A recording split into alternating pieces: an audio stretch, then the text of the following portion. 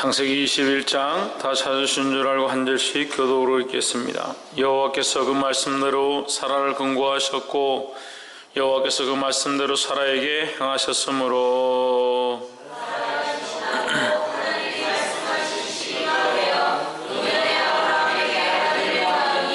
아브라함이 그 낳은 아들을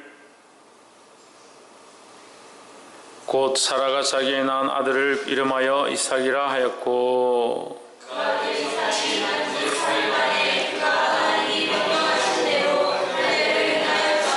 아브라함이 그 아들 이삭을 낳을 때에 백세라.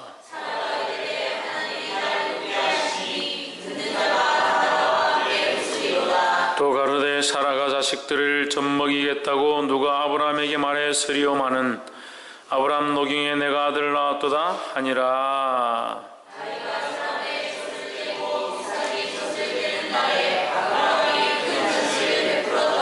사라가 본즉 아브라함의 아들 애굽 여인 하갈의 소생이 이삭을 희롱하는지라.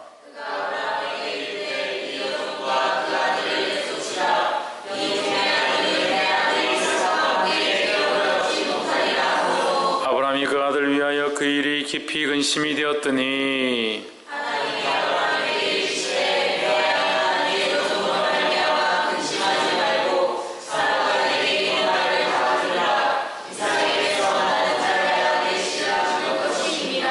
그러나 여종의 아들도 내시니 내가 그로 한 민족을 이루게 하리라 하신지라.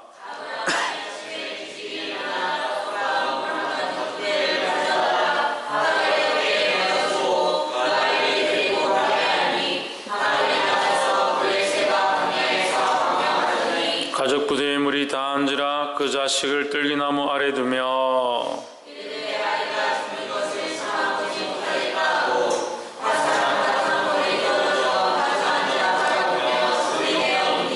하나님이 그 아이의 소리를 들으심으로 하나님의 사자가 하늘에서부터 하갈을 불러 가라사대 하갈아 무슨 일이냐 두려워 말라 하나님이 저기 있는 아이의 소리를 들으셨나니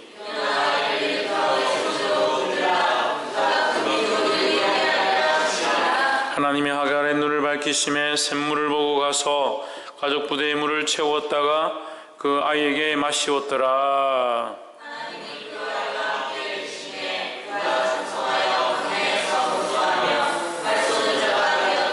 그가 바란 광야에 가할 때 그 어미가 그를 위하여 애굽 땅 여인을 취하여 아내를 삼게 하였더라.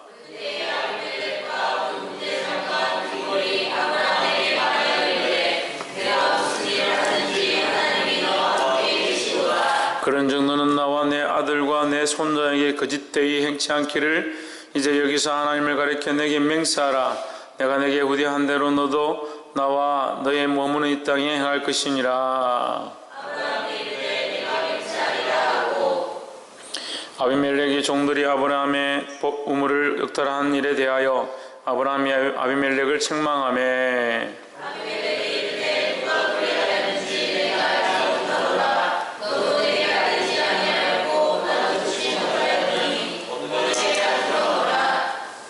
아브라함이 양과 소를 취하여 아비멜렉에게 주고 두 사람이 서로 언약을 세우니라.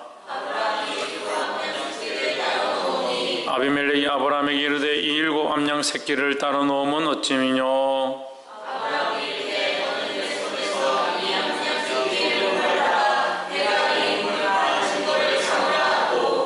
두 사람이 거기서 서로 맹세하였으므로 그것을 보엘세바라 이름하였더라.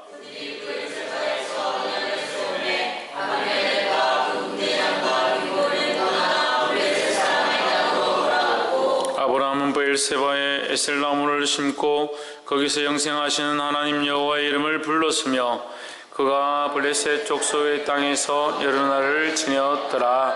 아멘. 옆에 사람 인사합시다. 사랑합니다. 축복합니다. 할렐루야. 창세기 21장 1절 말씀 우리 함께 봅시다. 여호와께서 그 말씀대로 사라를 권고하셨고 여호와께서 그 말씀대로 사라에게 행하셨으므로 하고 있습니다. 그래서 아브라함이 롯을 위하여 중보한 그 사건 있고 나서 그 사라를 누이라고 속이고 그것을 한 것으로 인해서 하나님께서 오히려 아비멜렉의 아비멜렉 왕을 책망하셨죠. 책망하시면서 우리가 그때 말씀을 함께 나눴습니다. 그의 행위가 비록 악하다 하더라도 더 중요한 것은 그의 행위보다 그가 하나님 앞에 세워져 있는 것이 더 중요하다라는 겁니다. 그래서 하나님 앞에 세워진 게 중요하기 때문에 그럼 아무렇게도 살면 상관이 없느냐? 그렇지 않습니다. 삶도 하나님 앞에 온전하려고 노력해야 하고, 하지만 더 중요한 것은 하나님과의 언약의 관계가 더 중요한 것이지, 삶이 좀 부족하다 해서 하나님 언약의 관계가 무너지는 것은 아니다. 하지만 이 언약의 관계를 세워놨기 때문에 우리 삶도 온전해져 가야 한다라는 거죠. 육신의 삶도 온전하고 영적이고 내적인 우리 생각들도 심적이고 내적인 생각들도 온전해야 하고 영적인 하나님과의 관계도 온전해야 된다라는 것입니다. 할렐루야. 21장 1절에서 여호와께서 그 말씀대로 사라에게 권고하셨고 여호와께서 그 말씀대로 사라에게 행하셨으므로 이 말씀은 무슨 말이냐? 하나님이 약속하셨던, 하나님께서 말씀하셨던 그것이 사라에게 결국은 이루어졌다라는 말이죠. 하나님의 약속이 반드시 이루어졌다, 이루어진 것을 그들이 보았다라는 겁니다.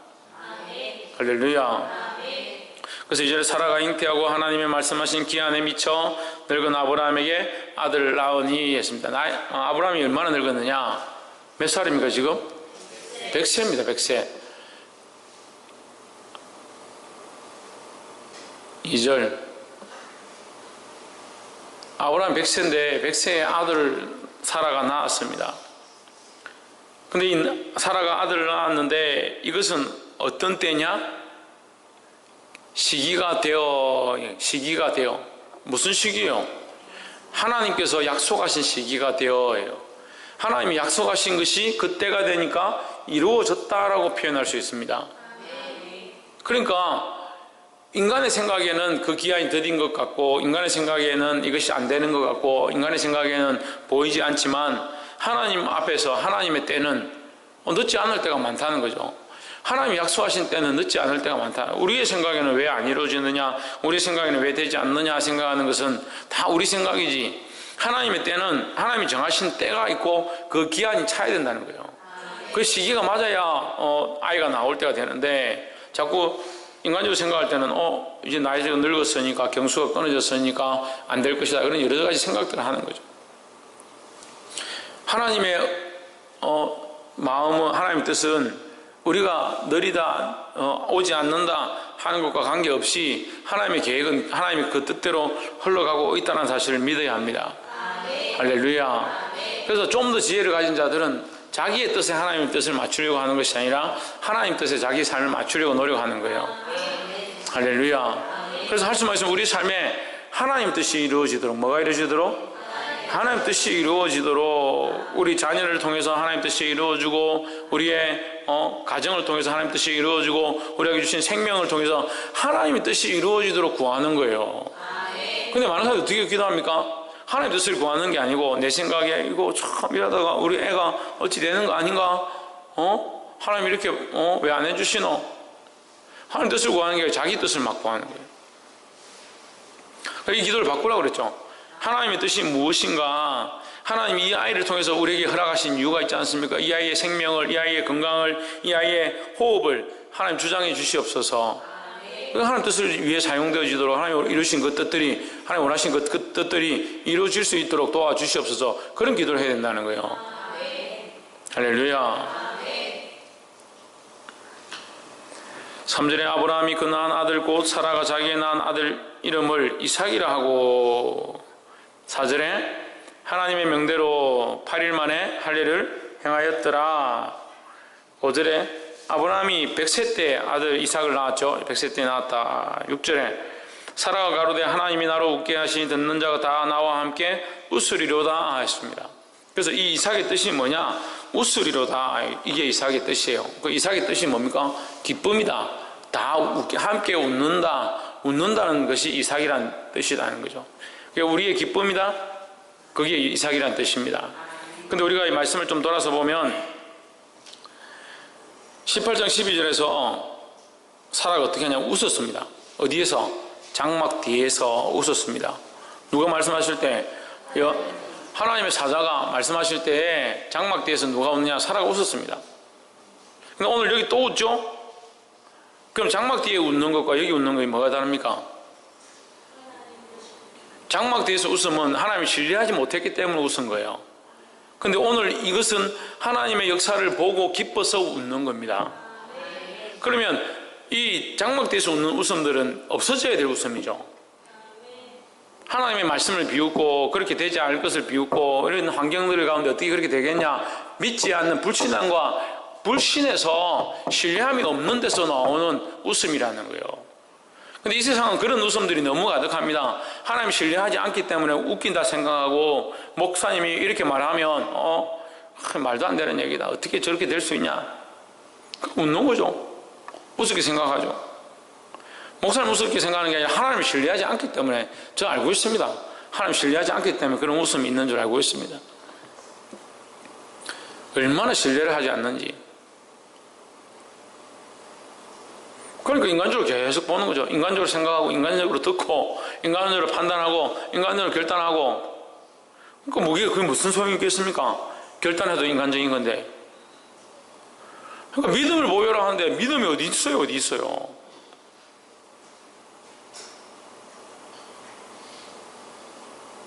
옆에서 한번 보시죠. 하나님 앞에서 믿음을 보입시다. 뭘 보여야 합니까? 믿음을 보여요. 누구를 믿는 믿음? 하나님을 믿고 신뢰하는 믿음을 보여야 합니다. 그 하나님을 믿는 믿음이 없으니까 마음이 왔다 갔다 하죠. 이랬다 저랬다 이랬다 저랬다 이것 보고 저것 보고. 오늘 이 사라의 이 웃음이 바뀝니다. 불신앙에서 신앙의 웃음으로 바뀝니다. 하나님께서 그에게 응답하셨음을 보고 그가 드디어 참 기쁨을 회복합니다. 여러분, 하나님을 신뢰함이 우리 안에 이 기쁨을 허락하는 것인 줄 믿습니다. 하나님 믿으면 우리 안에 기쁨이 있다는 거예요. 하나님 바라보면 기쁨을 얻게 된다는 거예요. 또는 반대로 볼 수도 있습니다. 기쁨이 있기 때문에 하나님이 응답하신 역사가 있기 때문에 하나님이 살아계셔서 지금 우리 안에 일하고 있는 것들을 볼 수 있는 눈이 생기면 기쁘다는 거예요. 하나님 일하고 안 계십니까? 하나님 죽으셨습니까? 하나님 말씀하지 않습니까? 그렇지 않습니다. 우리가 눈이 어두워서 볼 수 없고 우리가 귀가 막혀서 듣지를 못하는 거지 하나님 계속 말씀하시고 계속 일하고 있습니다. 그것을 보게 되고 그것을 듣게 되고 그것을 느끼게 되면 우리 안에 기쁨이 있다는 거예요. 그러니까 이 기쁨을 얻지 못하니까 이 기쁨을 찾지 못하니까 자꾸 다른 기쁨을 찾아야 하는 거예요. 다른 기쁨을 어떻게 찾습니까? 자기의 자녀를 낳으려고 하는 것이 아니라 인간적인 방법을 들여서 하간을 끌고 와서 자식을 낳아라. 여종을 갖다 집어넣어줘. 그리고 자식이 태어나니까 어이구 잘됐다. 잘되긴 뭘 잘돼. 아니 하갈이 자기를 무시하니까 속이 상해서 아브라함을 원망하고. 왜 그런 인간적인 방법을 써가지고 다시 원망하냐. 인간적인 방법은 원망을 낳습니다. 인간적인 방법은 죄를 낳습니다. 인간적인 방법은 사람을 넘어뜨립니다. 왜 시험에 드는 일 인간적인 방법들을 자꾸 꺼냅니까? 하나님의 뜻을 쫓아가야 합니다. 그렇게 하려면 뭐가 있습니다? 믿음으로 가야 돼. 믿음으로. 우리에게 드러낼 게 자랑할 게 뭐가 있겠습니까? 우리가 하나님 앞에서 자랑할 게 뭐 있습니까? 우리가 세상 속에서 드러낼 게 뭐 있습니까? 믿음밖에 없습니다. 이 믿음을 보이는 저와 여러분 되어지기를 주의 이름으로 축원합니다. 결국 9절에 보면 사라가 본적 아브라함의 아들 애굽의 여인 하갈의 소생이 이삭을 희롱하는지라 했습니다. 여기 참 재미난 표현이 있습니다. 아브라함의 아들, 애굽의 여인 하갈의 아들, 아브라함의 아들, 하갈의 아들. 그럼 누구 아들이 아닙니까? 사라의 아들이 아닙니다. 아브라함의 아들이긴 아들인데 사라의 아들이 아닙니다. 누가 선택한 겁니까? 사라가 선택한 겁니다. 사라가 왜 선택합니까? 인간적인 생각을 하면서 선택을 한 겁니다. 믿지 못하고 신뢰하지 못하고 기다리지 못하면서 선택한 겁니다. 하나님 처음 그 아브라함을 부르셔서 약속하셨던 그 약속을 믿고 있었다면 내가 너의 씨로 너에게서 난 후사로 복을 줄 것이다. 그렇게 했으면 그걸 믿어야 되는데 믿음이 없으니까 인간적인 방법을 거기다 갖다 넣은 거예요. 깨달아 알게 되기를 주 이름으로 축원합니다. 그 뒤에 이스마엘을 쫓아내서 광야에서 죽게 됐는데 하나님 사자가 와서 살려주는 이런 장면들은 우리가 많이 본 부분이고, 22절을 한번 봅시다. 때에 아비멜렉과 그 군대 장관 비골이 아브라함에게 말하여 가로되 내가 무슨 일을 하든지 하나님 너와 함께 계시도다 했습니다.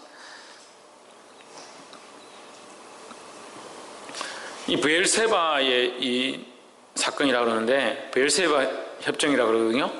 브엘세바 사건, 브엘세바 협정이라 이렇게 하는데, 아브라함이 지금 어디에 거하고 있느냐? 지금 그랄 땅에 아비멜렉과 함께 있는 거죠. 아비멜렉 왕이 있는 곳에 함께 살고 있죠. 거기서 지금 이삭을 낳았습니다. 이삭을 낳고 하갈의 문제로 하갈을 쫓아내고, 이스마엘의 문제로 하갈을 쫓아내고 그러고 있는데, 이제 거기서 어떤 문제가 있었냐? 우물에 대한 문제가 있었습니다. 거의 아브라함의 그 종들이 가서 우물을 팔면 우물이 나오는 거예요. 근데 이것은 여기 구체적으로 기록되어 있지는 않지만 이것을 우리가 알 수가 있습니다. 어떻게 알 수 있냐? 뒤에 이삭의 사건, 뒤에 얼마 뒤에 이삭이 자라서 장성해서 가서 우물을 파기만 하면 거기 우물이 나오는 거예요. 이 사막인데, 광야인데 아무 데나 판다고 우물이 나오는 게 아니죠. 근데 이삭이 파기만 하면 하나님이 우물을 허락하셨습니다. 그게 왜 그래요? 그게 하나님께서 형통케 하시는 거죠. 할렐루야. 하나님께서 그와 함께 하시니까 형통케 하시는 거죠. 근데 이 형통케 하시는 형상이 누구에게 있느냐? 아브라함에게 있는 거죠. 그러니까 아브라함도 우물을 파기만 하면 그 우물이 물이 나오는 겁니다. 그러니까 그들이 보고 뭐라고 하냐? 22절에 하나님 정녕 너와 함께 하시는 것을 우리가 알겠다라고 말하는 거죠.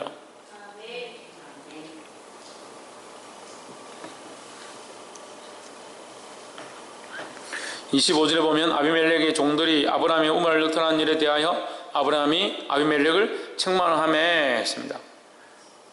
자, 25절 보고 제가 지금 말한 얘기들이 이제 설명이 되는 거죠. 25절에서 뭐라고 합니까? 아브라함이 아비멜렉을 책망했는데, 이거 누구 땅인데요? 그랄 땅이고 아비멜렉 왕의 땅인데, 그 아비멜렉 왕의 땅에 와서 아비멜렉을 책망한다. 사실 이 논리가 맞지 않습니다. 근데 그만큼 아브라함이 담대했다. 왜? 하나님을 믿었기 때문에 담대했다는 거죠. 또한 아비멜렉도 어떻게 했다? 하나님을 두려워했다라는 사실을 알 수 있습니다. 근데 어떤 사건이 있었냐? 아브라함의 우물을 아비멜렉의 종들이 뺏었다라는 사건이 있었다라는 거죠. 그걸 알 수가 있죠. 예상해 볼 수 있죠. 25절 말씀을 볼 때 아브라함의 우물을 빼앗은 일로 아브라함이 아비멜렉을 책망하며 했다는 거죠. 그런데 우물이 나오기가 힘든 겁니다. 그 땅에서 우물이 나오기 힘든 데다가 아브라함이 뒤에 들어왔잖아요. 아비멜렉과 그 족속들이 살고 있는데 아브라함이 뒤에 들어온 거잖아요. 이 사람 숫자도 아비멜렉이 훨씬 많겠죠. 그 땅에 그들이 산지도 오래됐었고 우물도 더 많았을 거라는 거죠. 근데 아브라함이 뒤에 들어와서 우물을 파는데 우물에 물이 나옵니다. 그럼 신기하잖아요. 자기들은 우물 파도 잘 안 나오는데 아브라함이 파기만 하면 우물이 나온다. 그러니까 그들이 서로 이제 가서 뺏으려고, 좋은 땅을 차지하려고, 우리 땅에 들어왔으니까 이 우물 우리 거다, 내놔라, 이렇게 싸웠겠죠. 그 일로 인해서 아브라함이 아비멜렉을 책망했다고 볼 수 있습니다. 근데 그렇게 되어진 형통의 일들을 어떻게 알 수 있느냐? 뒤에 이삭의 사건을 볼 때 하나님께서 이삭을 그렇게 인도하시는 것처럼 아브라함은 더 인도하셨을 것이다 라고 우리가 예상을 해볼 수 있습니다. 근데 거기서 30절에 아브라함이 가로되 너는 내 손에서 이 암양 새끼 7을 받아 내가 이 우물 판 증거를 삼으라 하고 두 사람이 거기서 서로 맹세하였으므로 그것을 브엘세바라 이름하였더라 했습니다. 이 브엘세바에서 양 7을 세워서 그들이 어떤 언약을 세우냐? 상호 불가침 조약을 세웁니다. 서로 공격하지 말자, 서로 빼앗지 말자, 침범하지 말자라는 조약을 세우죠. 그래서 브엘세바의 뜻이 서로 공격하지 않는다라는 뜻입니다. 그런데 33절에 보면 우리가 봐야 될 게 있는데 33절에 아브라함은 브엘세바에 에셀 나무를 심고 거기서 영생하시는 하나님 여호와의 이름을 불렀으며 라고 했습니다. 자, 우리가 이 구약에 아직 그 신학적인 체계들이 없고 하나님의 진리의 말씀을 우리가 좀 더 깊이 있게 볼 수 없는 상황들 가운데 이 창세기에서 조금씩 이렇게 하나님의 되심을, 하나님의 전능하심을 이렇게 하나님께 언약을 맺은 자들이 드러내는 모습들을 우리가 보고 알 수가 있습니다. 근데 아브라함의 모습을 보면 우리가 조금씩 깨닫죠. 아브라함이 처음에 하나님을 만나서 뭐라고 하냐, 지극히 높으신 하나님이라 합니다. 그가 14장 22절 한번 찾아보자. 14장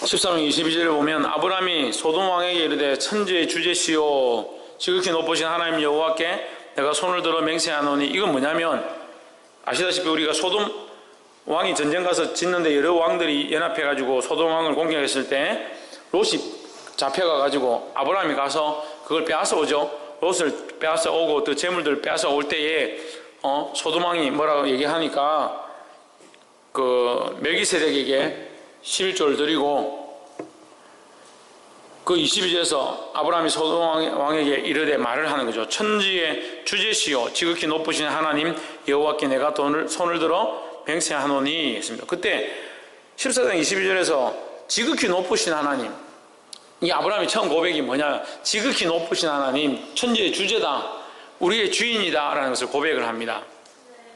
그 아브라함이 처음 고백이 하나님 앞에 제사를 드리면서 우리의 주인이시고 주제시다라는 것을 이게 찬양을 하고 높이죠. 그것을 먼저 이게 고백을 합니다. 근데 그 다음에 17장 1절에 보시면 기억나실 거예요. 우리 17장 1절에서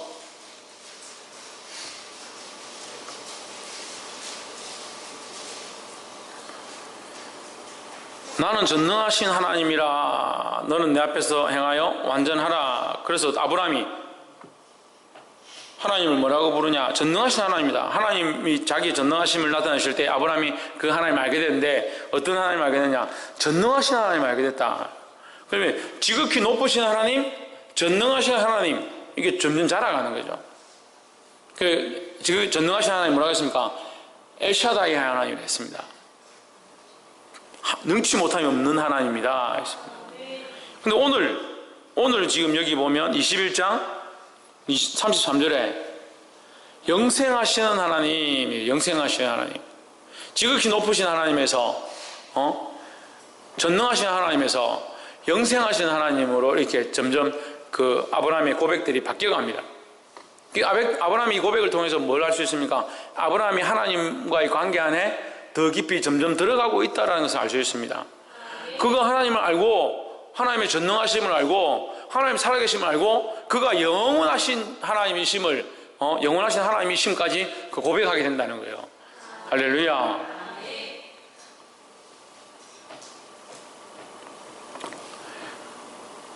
사랑하는 성도 여러분, 우리가 이 아브라함의 신앙 고백을 우리가 배워야 됩니다. 그래서 우리도 전능하신 하나님 알고 지극히 높으신 하나님 알고 전능하신 하나님 알고 또 영생을 허락하시고 영원하신 하나님이심을 고백할 수 있는 그런 신앙 가운데 자라가야 될 줄 믿습니다. 믿음은 어떻게 해야 된다? 자라가야 된다. 자라가야 된다. 믿음은 자라가야 된다. 그냥 내가 믿는다 이 끝나는 게 아니라 믿음은 주를 믿는 것이고 주님을 믿는 것은 점점점 자라가게 된다는 거예요.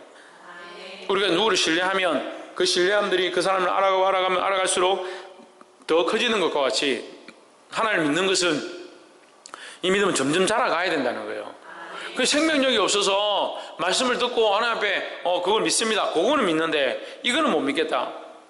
이거는 믿는데 이거는 못 믿겠다. 이렇게 하는 게 아니라 점점 그 믿음이 자라서 세상이 감당치 못하는 믿음이 되어야 합니다. 할렐루야. 말씀을 맺겠습니다. 오늘 아브라함에게 하나님께서 그 약속을 이루어 주십니다. 약속을 성취해 주십니다. 아브라함에게 약속하셨던 그 바를 이루어 주심으로 말미암아 아브라함에게 뭘 주셨냐? 기쁨을 주셨습니다. 우리의 기쁨은 누구냐? 하나님이라는 거예요. 그 기쁨을 어떻게 얻을 수 있느냐? 믿음으로 얻을 수 있는 겁니다. 믿음이 없으면 기쁜 것들을 받아도 하나님께서 우리에게 응답하셔도 그게 하나님이 주신 기쁨인 줄 알지 못하는 거죠. 그러니까 기쁨이 앞서지 않고 믿음이 없는 자들은 기쁨이 앞서지 않고 뭐가 앞섭니까? 신의경 기쁨이 앞서지 않고 뭐가 앞서겠어요? 불평, 근심과 걱정이 앞서고 그 불평과 불만이 따라온다는 거예요. 믿음이 있으면 불평할 수밖에 없고 근심할 수밖에 없고 걱정할 수밖에 없는 상황 가운데 하나님 하실 것들을 믿으니까 그 불평과 불만과 슬픔과 근심이 바뀌어서 뭐가 되냐? 기쁨이 된다는 거예요. 그래서 시편 기자를 통해서 말씀하십니다. 너의 슬픔을 기쁨이 되게 하실 것이다 하셨습니다. 슬픔을 변화시켜서 기쁨이 되게 하실 하나님을 믿지 못하니까, 믿음이 없으니까 하나님께서 응답해 주시고 역사하셔도 또 근심거리가 생기고, 하나님께서 보여주셔도 그게 그리 되겠나 또 걱정을 하고, 하나님께서 응답하셔서 이루어 주셨는데도 이걸 또 어떻게 해가노 또 걱정을 하는 거예요. 참 큰일이에요, 믿음이 없는 사람들. 하나님 가정 가운데 필요한 것들 주십시오. 줍니다. 주면 이걸 어떻게 씁니까? 더 걱정하는 거예요. 자식을 허락하려 자식을 줍니다. 자식을 주면 이 자식을 어떻게 할까 또 걱정하고, 조금만 무슨 일이 생겨도 걱정하고 근심하고 걱정하고 불평불만하고, 뭐가 없어서 믿음이 없으니까. 그럼 어떻게 하면 불평이 없겠습니까?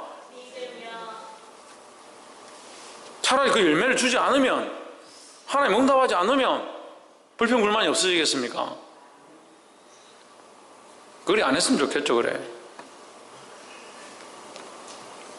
그러니까 믿음이 없는 사람들은 계속 불평불만하는 거예요. 말씀을 들어도 똑같아요.